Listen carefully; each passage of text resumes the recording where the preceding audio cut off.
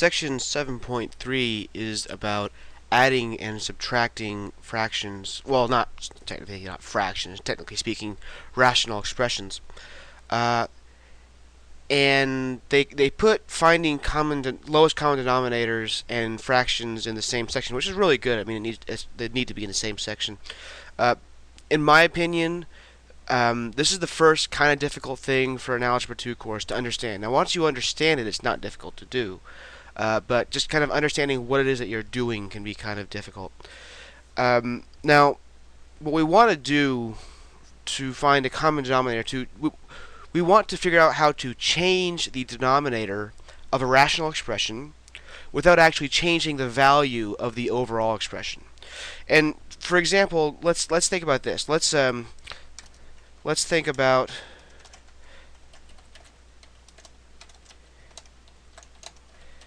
a over b, just some rational expression a over b. Well, I'm pretty sure we could agree that this is equal to that a over b is the same thing as a over b times 1. I mean, if you multiply anything by 1, you get the same thing back. So a over b is equal to a over b times 1. Now, here's something else that I think we can agree on, and that is that 1 is equal to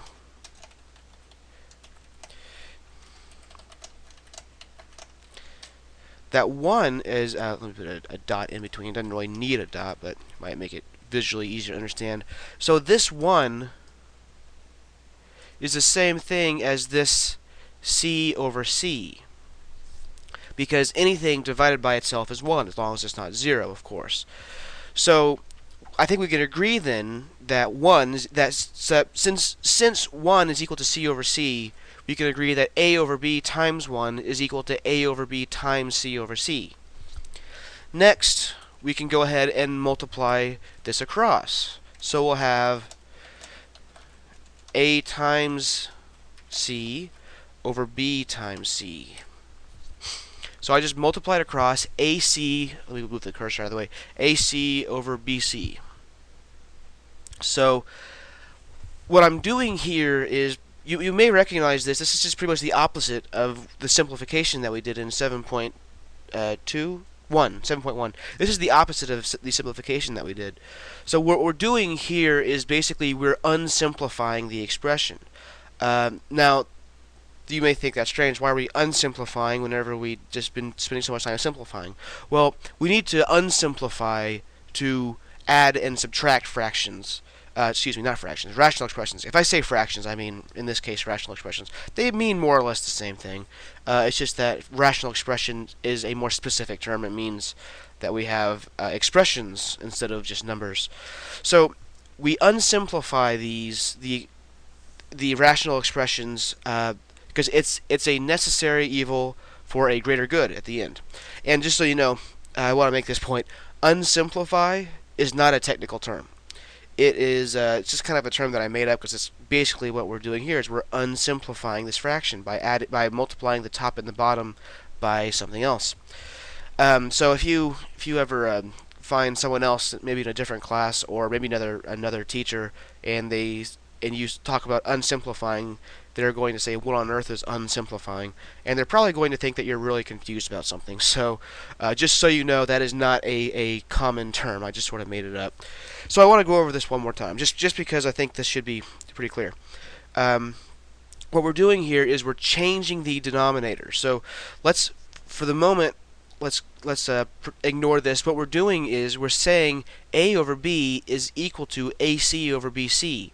Well, bc is a different denominator than b. It's something that's fundamentally different. Now, the overall expression, the value of the overall expression, however, remains the same, because you can cancel these c's and get a over b. But what's important is that the denominator is taken alone without thinking about the numerator. The denominator bc is fundamentally different from the denominator b, so we're changing the denominator. But it's also still very important, remember, to understand that these two rational expressions are actually equal, even though the denominators are fundamentally different. That's why we are unsimplifying. We're unsimplifying to change the denominator into something else. Okay, let's say, for example, to get something that's just a little bit more concrete, let's say we have x over x plus 1. So we can, let's say we want to unsimplify this using x plus 2. So we can say that this is equal to x times x plus 2. Oh, actually, I'm skipping ahead. Let's go ahead and first go ahead and multiply this, unsimplify it with x plus 2. So I'm multiplying the numerator and the denominator by x plus 2. But notice that this is just multiplying the overall expression by 1. So that means the result is going to equal the same. That's why I'm able to do this. I'm able to multiply top and bottom by x plus 2 because it's the same thing as multiplying by 1. And it's pretty important to understand this, so I want to make this as clear as I possibly can. The reason we can do this, we can multiply this by x plus 1 over x plus 1, sorry, that's not x plus 1, x plus 2 over x plus 2, is because it's the same thing as multiplying by 1, thereby not changing the overall value. It's very similar to, let's say we have 1 over 2, it's not just similar, it's the same as multiplying 1 over 2 times 3 over 3, and getting 3 over 6. This is exactly the same thing. We're multiplying the value by 1. But except here we're using an expression instead of just simply numbers. And if we wanted to, we could do this with numbers too. We could multiply top and bottom of this by 3 if we wanted to. We'd have 3x over 3x plus 3 in the end. And you can work that out to check that if you want to see it. But at any rate, the thing that's really important to understand is that we are not changing the value of it. If we plug in a value of x, if we plug in 2 for x, then we'll have the same thing over here that we do over here. Now let's keep going and continue the unsimplification process. So this will be equal to x times x plus 2 over x plus 1 times x plus 2. So all I did here was I multiplied the top straight across the top and the bottom. Now remember to put in the parentheses because you're multiplying the entire top of this times the entire top of this, and this entire thing times this entire thing. So it's important to remember to put in parentheses. Now we can go ahead and distribute this out. We don't need to yet. We will whenever we actually add these fractions together a little bit later. But at the moment, I'm going to keep it like this just because I don't want to waste time doing something that we're going to be doing later anyway. So notice then that this is technically a rational expression where we could cancel these if we wanted to. But remember what we're doing, because what we're doing is we're unsimplifying it. So we want to keep these there. So you may say, well, I just said a couple of videos ago, now and forever you always simplify your answers. Well, this is one important exception because we're doing it for a greater good. In fact, for the questions that you're going to actually be answering, your final answer will be simplified, but you're going to do some unsimplification to get to that point.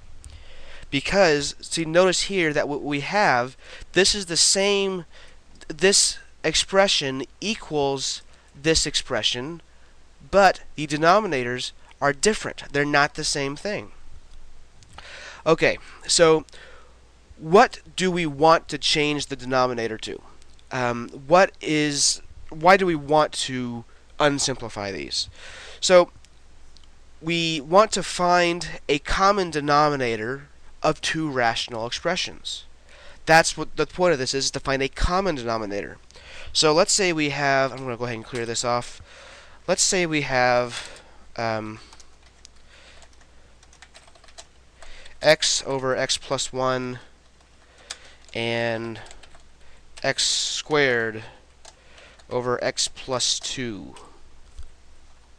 So we have these two fractions, And we want to unsimplify these rational expressions in such a way that they will end up having the same denominator. So I'm going to write something down, something that's very important.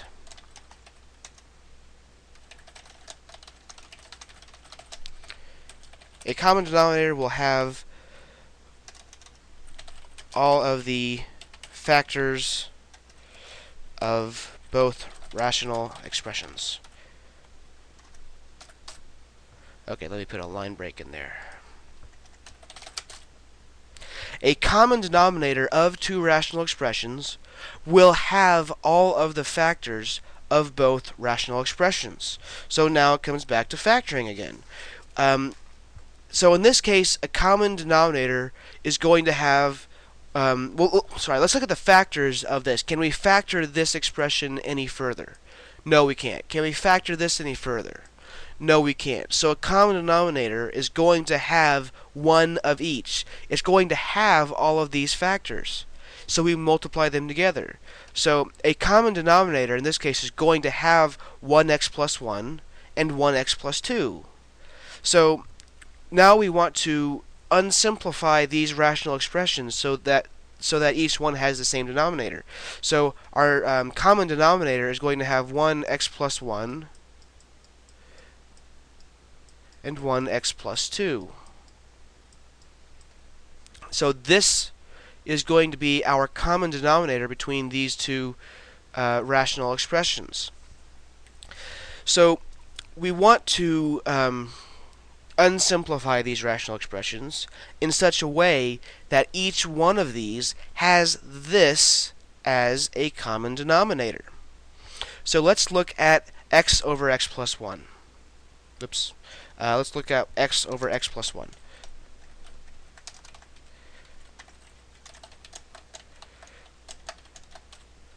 So to change the denominator into the common denominator, we think about what's missing from the denominator. See, we have an x plus 1. What factor is missing that would make this have the common denominator x plus 1 times x plus 2? Well, it's missing an x plus 2. So we unsimplify with an x plus 2. So we go ahead and multiply this by x plus 2 over x plus 2. So let's go ahead and get rid of these parentheses. So now, once we do that, we will have a common denominator. We will have this expression, but we'll have an expression that's equal to this expression, but it's going to have the common denominator. So then we can say that this is equal to x times x plus 2 over x plus 1 times x plus 2. Okay, so now we have an expression that now has the common denominator. So now let's go on to the next one. So let's move this down a little bit. Let's go on to the next one and see if we can find a common denominator, find a form that's equal to this that has the common denominator. So we're going to have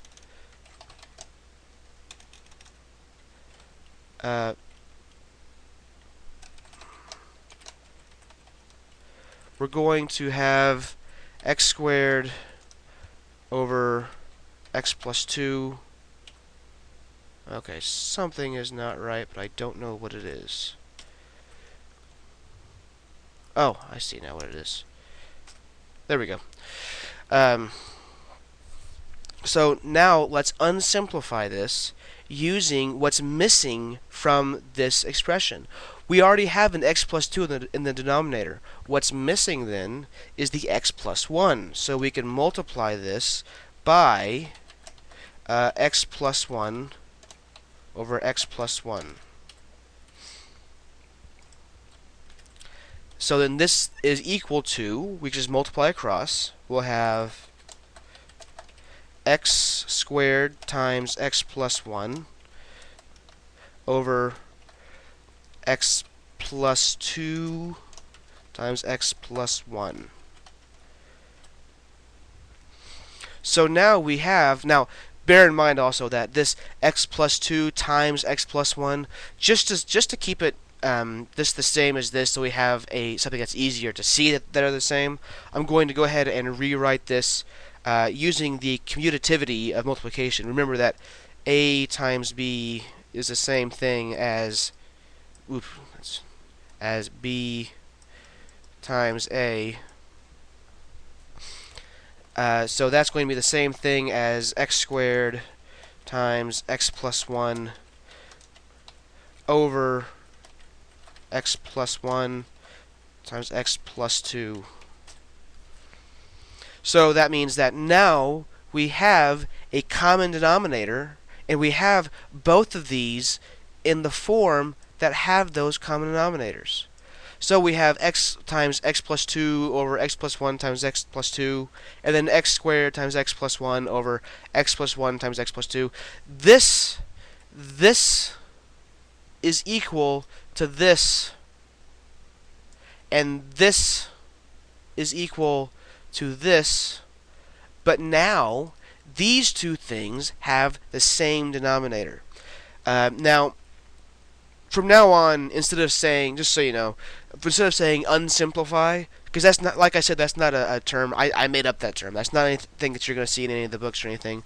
I'm going to just say multiply top and bottom. And in the next video, I'm going to talk about a specific kind of common denominator called the lowest common denominator. Alright, I will see you in the next video.